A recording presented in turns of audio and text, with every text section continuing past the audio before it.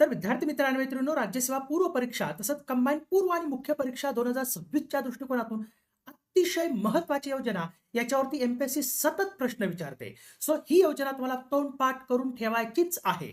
तर ही योजना आहे भारत निर्माण कार्यक्रम किंवा भारत निर्माण योजना. ही भारत निर्माण कार्यक्रम जो आहे तो ग्रामीण पायाभूत सुविधांचा सर्वांगीण विकास करण्यासाठी 2005-6 मध्ये मनमोहन सिंग गव्हर्नमेंटनी 10व्या पंचवार्षिक योजनेमध्ये लागू केली होती. तर याच्यामध्ये 6 क्षेत्र येतात एकूण. तर 6 क्षेत्रांमध्ये मूलभूत व पायाभूत सुविधा उपलब्ध करून सर्वांगीण ग्रामीण विकास साधणे.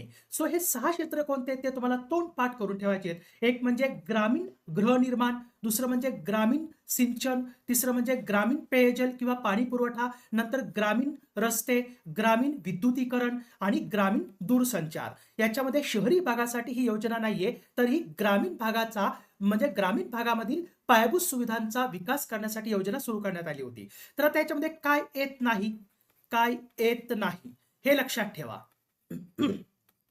याच्यामध्ये आरोग्य येत नाही.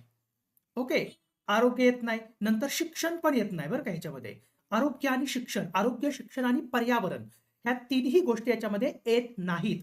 सो हे येत नाही हे लक्षात ठेवा आणि ही रील तुमच्या सगळ्या मित्रमैत्रिणींपर्यंत शेअर करा आणि लाईक करायला विसरू नका. सो धन्यवाद.